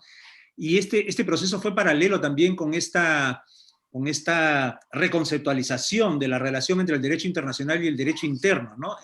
Cuando yo estudié Derecho hace muchos años, muy pocos jueces en el Perú y muy pocos abogados tomaban en consideración el derecho internacional de los derechos humanos, por ejemplo, para vincularlo a la aplicación de las normas en el ámbito del derecho laboral. Había una prevalencia de una concepción dualista del derecho, donde lo que primaba era el derecho interno y el derecho internacional era derecho extranjero. Ni los jueces lo aplicaban, ni los abogados lo invocaban. Y sin embargo, fue la propia lucha de los trabajadores, que nace de esa humillación, la que forzó a una reconfiguración de esta perspectiva, ¿no? Y hoy nadie duda que los derechos de los trabajadores no solamente están protegidos por lo que diga el derecho interno a nivel nacional, incluso la constitución política del país, sino que esa protección está íntimamente relacionada con un marco jurídico infinitamente mucho más grande, ¿no? Que son todos los tratados internacionales ratificados por el Perú, e incluso algunos que no habiendo sido ratificados igual lo obligan, como ocurre, por ejemplo, con los derechos humanos en general. Es decir, hay países en América que no han ratificado la Convención Americana de Derechos Humanos, o que habiéndola ratificado no se han sometido a la jurisdicción de la Corte Interamericana de Derechos Humanos, pero eso no significa que no estén obligados a garantizar estos derechos, porque esos derechos son parte de la Carta de la OEA. y han sido desarrollados en la Declaración Americana sobre Derechos y Deberes del Hombre. Entonces, ni siquiera esos países que no son parte de la Convención Americana, pero sí son parte de la OEA, o que no han reconocido la competencia contenciosa de la Corte Interamericana, se pueden liberar de la responsabilidad de garantizar los derechos fundamentales de la persona. Y esto es muy importante porque la Constitución peruana de 1993 produjo un hondo desmantelamiento de las garantías que habían sido consagradas precisamente por la lucha social en el ámbito laboral y también en otras esferas, lo que tiene que ver, por ejemplo, con la propiedad de la tierra y el territorio de las comunidades indígenas en el Perú. Esa Constitución de 1993 desmanteló muchas de estas garantías. Sin embargo, una interpretación evolutiva y comprensiva de esta relación entre el derecho interno y el derecho internacional ha permitido, por ejemplo, a partir de la jurisprudencia del Tribunal Constitucional, establecer un ámbito de protección expandido de lo que son los derechos de los trabajadores, incluso en la forma limitada en que aparecen en la Constitución peruana, y voy a poner el ejemplo de la protección contra el despido arbitrario. La Constitución del Perú, a diferencia del 93, a diferencia de la Constitución del año 79, que reconocía el derecho a la estabilidad en el trabajo en todas sus dimensiones, la Constitución del 93 solo dijo que la ley establecería el mecanismo de la protección contra el despido arbitrario, y la ley, que fue instituida por Fujimori y no fue modificada por los gobiernos posteriores, establecía que esa forma de protección era el pago de una indemnización. Casi me atrevería a decir que es el único derecho humano cuya forma de reparación estaba tarifada, es decir, se perdía un derecho fundamental, esencial para la dignidad de la persona, y se sustituía esa reparación por el pago de una indemnización. El Tribunal Constitucional, haciendo una interpretación que acoge lo que establece el artículo 7 del Protocolo de San Salvador sobre el derecho a la estabilidad en el empleo, dijo que no, señor, y que esta fórmula de remediación no podía limitarse solo a la esfera indemnizatoria, que esa protección no debería ser solamente resarcitoria, con el pago de una indemnización, sino que además debía ser restitutoria a elección del trabajador. Si el trabajador quiere volver a su puesto de trabajo, el trabajo del que fue arbitrariamente privado, puede ejercer este derecho. Y la Constitución no lo dice, lo dicen los tratados internacionales. Entonces, a mí me parece que se necesita una asamblea constituyente para redefinir esta esfera de protección. Yo diría casi, si quisiera ser neutro y light, como algunos pretenden, diría con una vocación de ayornamiento, es decir, para que haya una correspondencia entre lo que dice la Carta Constitucional y lo que dicen los tratados internacionales de derechos humanos ratificados por Perú. Un poco como lo hizo México cuando modificó su constitución para integrar a plenitud la protección de los derechos económicos, sociales y culturales. El COVID-19, como lo dije en mi presentación, no ha significado una reversión de la protección de estos derechos laborales, porque esa reversión ya había ocurrido antes. Había ocurrido desde los años 90 con las reformas de Fujimori que mantuvieron los gobiernos democráticos posteriores, lamentablemente. Y en consecuencia lo que ha hecho es agudizar el empleo abusivo de las, vamos a llamarlo así, facilidades que estas modificaciones legislativas le proveyeron a los empleadores. Yo creo que el COVID nos alienta, en consecuencia, a hacer algo para revertir esta situación, incluyendo el abordaje de estas nuevas expresiones de los vínculos establecidos entre las personas que trabajan por cuenta ajena en este contexto. Y esto es el teletrabajo, este es el trabajo remoto, y este es todas las dimensiones laborales que aparecen en la famosa economía GIG, es decir, en la economía que gira alrededor de las plataformas digitales, en las cuales es posible reconocer, y ya algunas jurisdicciones lo han hecho en el mundo, España, en Estados Unidos, en Inglaterra y en otras partes también de América, que se presentan los rasgos claves de la relación laboral, que son la dependencia, la subordinación de este trabajo, y tienen que ser legisladas.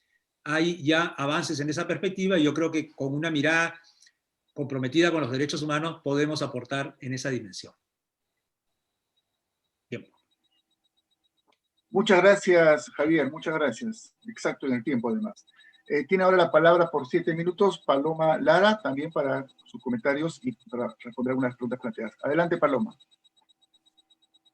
Gracias, Eduardo. Bueno, en primer lugar, para referirme a la pregunta de accesibilidad, sí, desde luego que sí, me parece totalmente que la accesibilidad debería de ser considerado ya como un derecho humano, especialmente cuando tenemos en consideración cuestiones que han surgido en la pandemia, que dan lugar a la necesidad de una conectividad, de un acceso a la conectividad, como por ejemplo, cuando yo me refería al tema de las diferentes aplicaciones de tecnología, también está el tema de que, bueno, algunas son específicamente utilizadas para el traqueo, por ejemplo, que es para seguir, como mencionaba, a la persona que pueda o no ser infectada y cuáles son sus conexiones, pero por otro lado también están las aplicaciones y plataformas que dan lugar a obtener información sobre, por ejemplo, cuáles son los centros de salud más cercanos o cuáles son, dónde se puede consultar. Entonces, ahí también vemos que hay una limitación en cuanto a las personas que no tienen acceso a una conectividad de Internet, entonces también se pierden de una posibilidad de acceder a una información pertinente a la situación en la que nos encontramos y muchas veces necesaria, y que otra vez tiene que ver con esta cuestión de la brecha digital, que la brecha digital la podemos ver en dos vertientes igualmente importantes y que quizás están vistas en dos momentos diferenciados, pero que están plenamente conectados entre sí, como es el acceso a Internet y por otro lado, cómo habitamos Internet. Entonces, en cuanto a acceso a Internet, también tenemos que tener en consideración que se entrecruzan otras cuestiones sociales, económicas, culturales, que tienen que ver con la localidad donde residimos, si estamos hablando de una localidad urbana, estamos hablando de una localidad rural, donde hay, por ejemplo, ya para hablar en términos simples, una antena que permite tener una conexión a Internet. Por otro lado, también cuánto sale tener una conexión a Internet y qué personas realmente pueden acceder a una conexión full o que está limitada. En ese sentido, por ejemplo, mencionar lo que es el rating cero, que por ejemplo pasa en Paraguay, donde por ejemplo ciertas telefonías ofrecen ciertos servicios donde, por ejemplo, tenés gratis ciertas cuestiones de Internet, pero por ejemplo se reducen a WhatsApp y no realmente a una cuestión de navegación de Internet donde alguien puede obtener información por un lado y por otra parte propiciar información. Entonces ahí hablamos también de cómo habitamos Internet, es decir, cómo utilizamos Internet, y ahí también tiene que ver con una cuestión ya de qué se nos enseña, cuáles son las potencialidades que tiene Internet y cómo realmente podemos hacer uso de eso. Ahí también tenemos que ver mucho lo que tiene que ver con violencia de género online. Y ahí también hablamos, volviendo a la cuestión de accesibilidad, también tenemos que ver un ejemplo concreto que se da, por ejemplo, en el tema de acceso a la educación en la mayoría de los países donde se decreta una imposibilidad de asistir físicamente a las localidades escolares. Entonces muchos niños, niñas y niñas que no tienen acceso a Internet por estas cuestiones que hablaba anteriormente de las brechas, se ven imposibilitados de obtener una educación o un acceso a educación que a su vez es un derecho humano reconocido. Entonces vemos que tampoco hay una política pública que acompañe a asegurar que estos derechos puedan ser garantizados, tanto el acceso como, por otro lado, otros derechos conexos, como en este caso, como mencionó, el derecho a la educación. Entonces sí, en definitiva, es algo que los estados deben de considerar como una implementación efectiva para garantizar otros derechos que vienen con la accesibilidad a Internet y por otro lado apoyar políticas públicas que apunten a un uso seguro y empoderante de Internet y sus facultades o potencialidades empoderadoras dentro de eso de obtener información, acercar información, compartir opiniones que incidan en la vida política y pública, por ejemplo.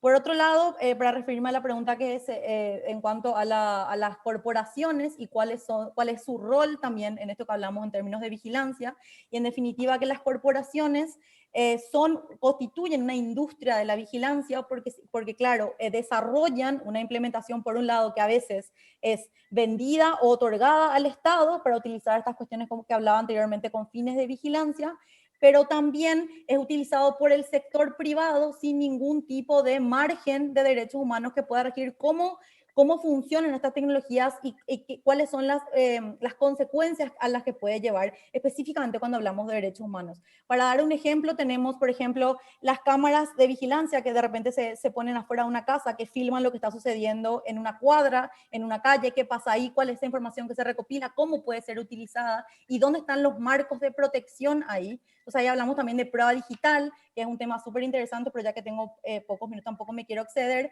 Después hablamos también de cuestiones de plataformas de redes sociales que recopilan una serie de información que cuando hablamos, por ejemplo, de los términos de consentimiento dentro para poder acceder a un usuario en una plataforma, por ejemplo, a una cuenta en una plataforma, vemos que, por ejemplo, hay un estudio que dice que para realmente poder leer todo lo que ponen en un formulario de consentimiento, nos tomaría casi 3 días leerlo. Evidentemente nadie lo hace porque también está diseñado para que no lo hagamos, y es cuánta información estamos dando a esa plataforma, cuánta información la plataforma está recolectando y cómo eso permite no solamente una identificación de la persona, sino que a través del procesamiento de la información se puede identificar perfectamente qué le gusta a la persona, con quién la persona tiene relaciones, tanto de amistad como sexoafectivas, como laborales, cuáles son sus intereses, incluso cuáles son sus posiciones políticas. Entonces esto permite hacer una configuración de un perfilado de una persona que luego puede ser utilizado por diversas, tanto corporaciones como estados, que generalmente, como se ha visto en los últimos tiempos, han ocasionado violaciones a derechos fundamentales. Entonces, desde luego que las corporaciones deben ser sujetas a cumplir también con la legislación internacional y a tener también como un horizonte el cumplimiento y el aseguramiento de los derechos humanos, por más de que no sean estados, pero al estar interactuando constantemente con las personas y al tener el poder, la información recopilada de incidir sobre la vida de las personas y sobre el acceso o no a sus derechos, debe necesariamente regirse por los mismos principios. Muchas gracias. Muchas gracias Paloma, muchas gracias por tus respuestas y tu precisión en el uso del tiempo. Y para culminar con este panel, tiene la palabra nuestro colega Sergio, también por 7 minutos. Adelante, Sergio. Muchas gracias, Eduardo. Bueno, particularmente con el tema de la Unión Europea, que estabas planteando ahora, y también con los países de América, surge un concepto bastante interesante sobre el resurgimiento del estatalismo y el soberanismo, precisamente porque estamos tratando de atender problemáticas que se veían desde el año 1648, con problemas o con cuestiones de la vida actual contemporánea como la crisis sanitaria. Entonces, si ustedes se dan cuenta, por ejemplo, en el Reglamento Sanitario Internacional se contempla precisamente un ámbito de cooperación y de colaboración entre las naciones, no se habla de estados, pero porque también debemos realizar esa disociación de lo que es la nación del pueblo, la nación del Estado. ¿Por qué debemos hacer esa disociación? Precisamente porque desde el punto de vista del derecho internacional, al menos como se ha concebido en inicio, existe una palabra muy interesante que son los pueblos. Los pueblos se componen precisamente por un arraigo común de personas que puedan tener una misma lengua, un mismo idioma, una misma religión o una misma cultura. En ese orden de ideas, digamos que desde ese punto de vista podríamos hablar de que los estados surgen precisamente como esa ficción sobre la cual, según un autor, Henry Bonfield, en el año 1905, hablaría precisamente sobre la importancia que tiene el Estado o los estados para poder atribuir una serie de obligaciones, atribuir o atribuirse una serie de obligaciones y de derechos. En ese orden de ideas surge la pregunta final y es, si no existiese ese Estado, nosotros las personas humanas tendríamos derechos, porque, bueno, recordemos también lo que dice Hannah Arendt, al menos desde su su propia vivencia. Recordemos que Hannah Arendt también sufrió la patria en carne propia, y es el hecho de que el principal derecho es el derecho a tener derechos. Y allí es precisamente la categoría en el derecho humano en donde se reinsertan sobre la dignidad humana como una suerte de vasija en donde se van a depositar los demás derechos. Pero entonces, ¿cómo podemos concebir desde otras latitudes esa dignidad humana? ¿Cómo podemos construir otros discursos de los derechos humanos desde otras perspectivas o desde otras civilizaciones si únicamente nosotros hemos visto de forma transversal la creación del Estado como el mayor sujeto detentor de nuestros propios derechos y en caso tal incluso nos los puede restringir, porque de eso se trata incluso los estados de emergencia. Entonces lo que hace un estado es decirnos qué puedo dejarles hacer y qué no puedo dejarles hacer. Entonces si ustedes se dan cuenta, hace poco el profesor que nos precedió a la profesora y a mí decía que el Pacto Internacional de Derechos Civiles y Políticos era muy importante porque pues precisamente desde su ratificación, desde su creación en 1966, junto a esta corriente de Nueva York, se creó precisamente una generación de derechos humanos que contemplaban también los derechos civiles y políticos, y también el PIDSX, el PIDESC, también generaba unos derechos colectivos que también van a ser denominados por una corriente como de otras generaciones. Bueno, entonces en ese punto, el pacto esos artículos que en caso tal de una necesidad o una urgencia nacional que ponga en riesgo de pronto la misma existencia del Estado, se podrán restringir una serie de derechos. Entonces, si nosotros mismos como personas humanas estamos sometidos a eso, a que en cualquier momento por determinada situación se nos restrinja el derecho de manifestarnos, el derecho de reunirnos, el derecho de opinar, pues nos estamos devolviendo a lo que en la antigua Roma se conocía precisamente como el ritual del homo sacer, que es precisamente ese ser que se sacrifica en beneficio de otros seres, ¿no? Entonces, se nos santifica hasta el punto de decir que podremos llegar a ser hasta seres sacros, ¿no? Porque estamos viviendo en función de algo de alguien. Entonces, digamos, esa es la gran crítica que desde el ámbito del derecho internacional de los derechos humanos se puede y se debe hacer. ¿Hasta qué punto nosotros como seres humanos estamos dispuestos a someter al albedrío de los estados, más allá de que sea dirigido por gobiernos, por monarcas, por presidentes, el hecho de que son los únicos titulares para poder definir cuáles son nuestros propios derechos humanos? Entonces, digamos, desde allí también surge toda esta teoría que se está tratando de crear poco a poco, para hablar de solidarismo, para hablar de mutualismo, para hablar, gracias Eduardo, para hablar de todas estas nuevas corrientes que puede precisamente reconocernos a nosotros mismos nuestros propios derechos, y cómo, digamos, desde otras latitudes se pueden vislumbrar de pronto acercamientos un poco más certeros a esta noción de lo que es precisamente el colectivismo internacional, como por ejemplo lo que planteaba en el año 1972 el profesor Yuri Korovin, desde lo que es el derecho de la Unión Soviética, derecho internacional de la Unión Soviética, hablando de que el derecho internacional no tiene por qué ser coercitivo, sino que tiene que ser un derecho que nos haga participar a todos y a todas en el mundo, ¿sí?, de forma armoniosa. Incluso eso nos puede devolver hasta a los libros Likhi de Confucio, del confucianismo, o incluso hasta el código de Manu del hinduismo, donde precisamente lo que se trata es de llegar a una gran armonía, ¿no? Una gran armonía entre todos y todas. Y eso es precisamente, yo creo que es algo utópico, pero pues, ¿qué sería el mundo sin un sueño, ¿no? Digamos que esa es precisamente a lo que se trataría de llegar, pero pues, tal cual como lo dice Byung-Chul Han, en contraposición a un artículo de Slavoj Žižek, básicamente el sistema no creo que cambie, al menos desde esa perspectiva, sino que se va a volver un poco más agresivo el capitalismo, se va a volver un poco más agresivo el consumismo, se va a volver un poco más agresivo las relaciones entre estados. Muchas gracias, Sergio. Muchas gracias a todas y todos los participantes, en especial a Javier, a Paloma, a Sergio, que nos han aportado reflexiones muy profundas a tres niveles diferentes, pero que confluyen en la misma preocupación por la situación de los derechos humanos en este mundo en crisis. Con esto hemos culminado entonces esta mesa inaugural. Creo que hemos dado un buen inicio a este congreso. Tenemos 2 días de trabajo por delante. Invitamos entonces a todas y todos a reencontrarnos mañana a partir de las 9 de la mañana en paneles temáticos, y en la tarde, a partir de las 5 de la tarde, en estas mesas centrales que el día de mañana versarán en un caso sobre derechos de las mujeres, en particular las mujeres migrantes, y en otro caso sobre la relación de la situación de los derechos humanos en los contextos de corrupción que lamentablemente son tan frecuentes y tan reiterados en nuestros países. Hasta ahí entonces, buenas noches con todas y todos y nos reencontramos mañana. Hasta luego.